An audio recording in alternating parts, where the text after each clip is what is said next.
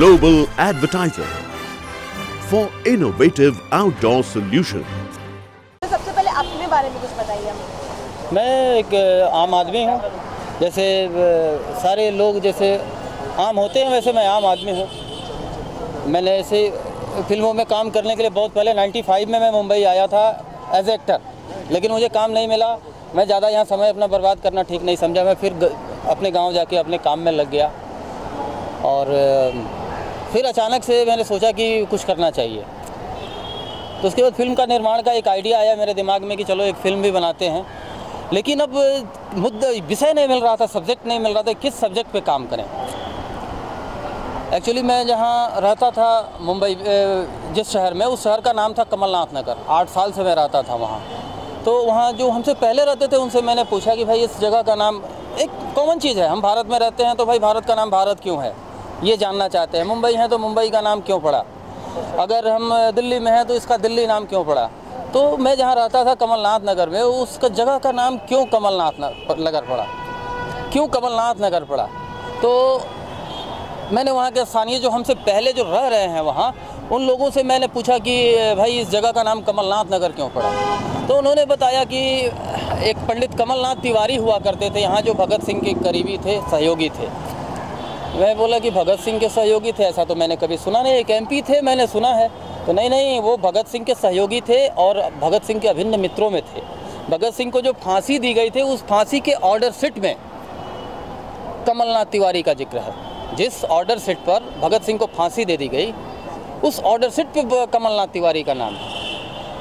फिर मैंने कमलनाथ तिवारी के बारे में अध्ययन करना शुरू किया। मैं सोचा कि ये तो बहुत बड़ा सब्जेक्ट है। तो फिर मैंने उनके बारे में अपने स्तर से हर चीज़ देखना, हर एंगल से उनके बारे में जानकारी लेनी शुरू की।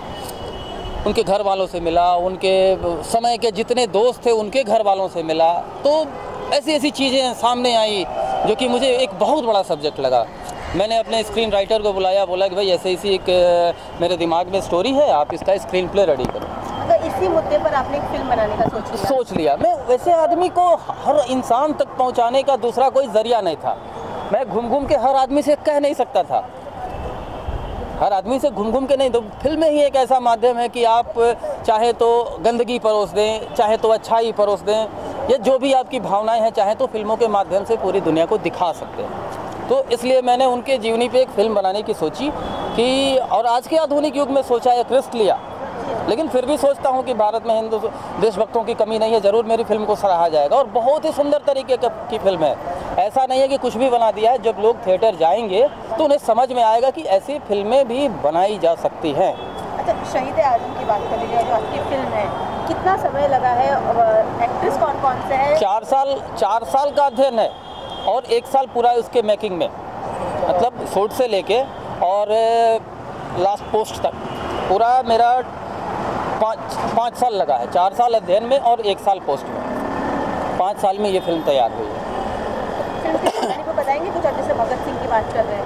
हाँ, फिल्म की कहानी तो बता दूंगा तो थोड़ा दूसरा विषय हो जाएगा। भगत सिंह के बारे में आप उनको हाईलाइट कर रहे हैं। हाँ, मैं कहना ये चाहता हूँ कि आज तक जितनी भी फिल्में बनी हैं, मैंने लगभग देखी हैं, जितनी भी फिल्में शहीद आजम भगत सिंह जी की, उनके जन्म से शुरू होती हैं फिल्म और उनके फांसी के बाद फिल्म को समाप्त कर दिया जाता है।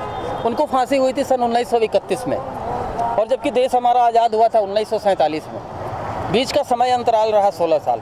तो क्या 16 साल कोई क्रांति नहीं हुई देश में?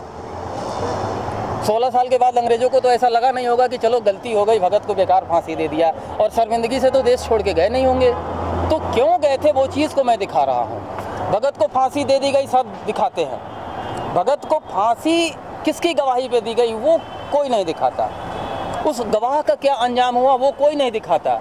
उस गवाह को अंजाम किसने दिया, वो कोई नहीं दिखाता। इस फिल्म में हम वो सारी चीज़ें दिखा रहे हैं।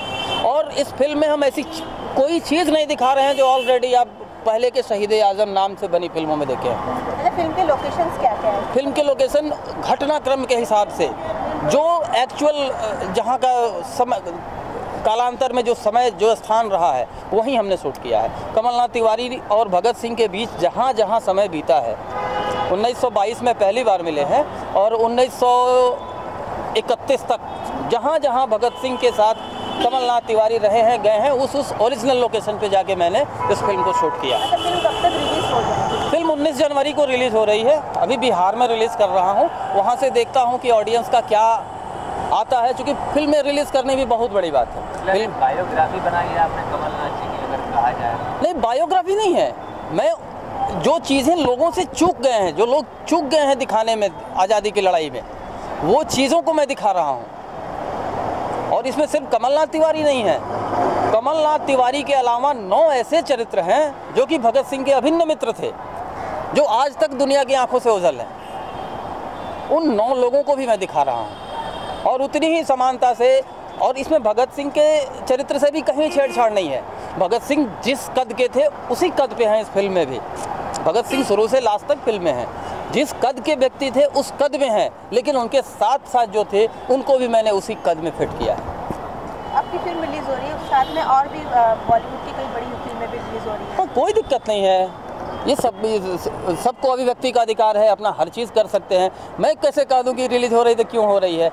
सबका अपना अपना भाग्य है। उन्होंने अपने कार्य को अपना भाग्य समझा है, मैं अपने काम को अपना भाग्य समझ रहा हूँ। कर्म ही भाग्य होता है। लोग सोचते हैं कि भगवान हमारा मदद करेंगे, भगवान कहीं मदद करने नहीं आते। आपका कर्म अगर सही है तो ही ईश्वर आपकी मदद करने आते हैं। एज ए डायरेक्टर को कैसे लगा कि इस फिल्म को डायरेक्ट करना चाहिए? नहीं, मैं शुरू से ही देशभक्ति विचारधारा कर रहा हूँ। मैं बचपन से ही मैं हमेशा भगत सिंह की फिल्में देखता था, उनकी कहानियाँ पढ़ता था, उनकी जीवनियाँ सुनता था। तो फिल्म ही बनाना मैंने सोचा कि चलो स्वतंत्रता पर ही फिल्म बनाते हैं, इसलिए मैंने भगत सिंह ये विषय ही चुना। कौन-कौन से फिल्म में कलाकार हैं? हाँ, ये कलाकार वाली बात जो आपने पूछी, ये बहुत अच्छी चीज़ पूछी। मैं फिल्म में भगत सिंह को फांसी चढ़ते हुए दिखा रहा हूँ। जब भगत सिंह को फांसी हुई थी उस समय वो 22 साल के थे। अगर मैं 55 साल का भगत सिंह दिखाऊं, अगर मैं 45 साल का भगत सिंह दिखाऊं, तो फिर ओरिजिनलिटी रह कहाँ जाती है? और 22 साल का कौन सा ऐसा फिल्म स्टार है, आप ही उसका नाम बता दीजिए, जिसे मैं भगत सिंह के रूप में पिरो दूं। मैं पूरे हिंदुस्तान का भ्रमण किया, पूरे हिंदुस्तान लेवल पर मैंने इसका ऑडिशन किया फिल्म का। जो कैरेक्टर थिएटरों में जाके, जितने भी हमारे फिल्म में कलाकार हैं, सब थिएटर के मजे हुए कलाकार हैं। फिल्म का टाइटल है शहीद आजम, इसका पूरा अर्थ क्या होगा? शहीद आजम ये सेंस है मेरा कहने का, चूँकि भगत सिंह इस फिल्म में है, इसलिए शहीद आजम नहीं है इस फिल्म का। 1934 में प्रताप नाम की एक अखबार आता था कानपुर से, उसमें सबसे पहले उपाधि दी थी भगत सिंह को। शहीद आजम की पहली उपाधि कमलनाथ तिवारी ने दी थी। उन्होंने अपने एक लेख में लिखा था भगत सिंह की फांसी के बाद कि ये भगत सिंह को फांसी नहीं हुई, ये शहीद भी नहीं हुए, ये तो शहीद आजम है। उनका एक लेख है, उस लेख में उन्होंने शहीद आजम की उपाधि दी है। तो शहीद आजम सब जानते हैं कि भगत सिंह शहीद आजम थे, लेकिन ये नाम उसको किसने दिया, ये नाम उनको किसने दिया, ये कोई नहीं जानते। तो मैंने जब उस आदमी के जीवन पर फिल्म बनाना है तो उसकी कृतियों को भी मैंने दिखाने की कोशिश की, इसलिए मैंने उस फिल्म का नाम शहीद आजम रखा, क्योंकि जिसने शहीद आजम का नाम रखा शहीद आजम।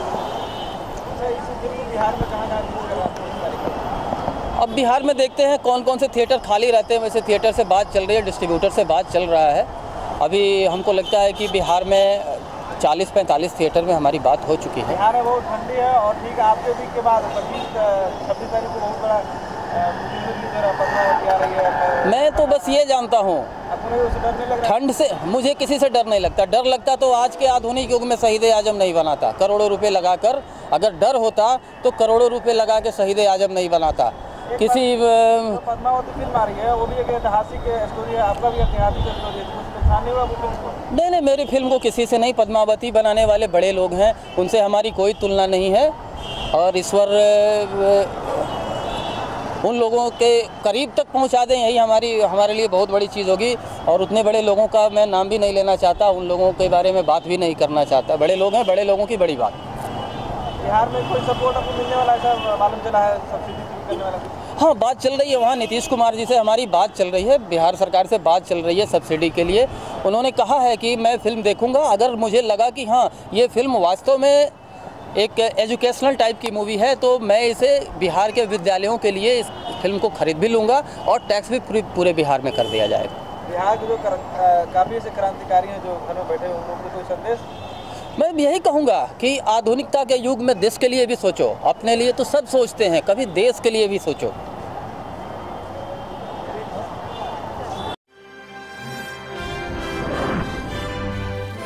Global Advertiser for innovative outdoor solutions.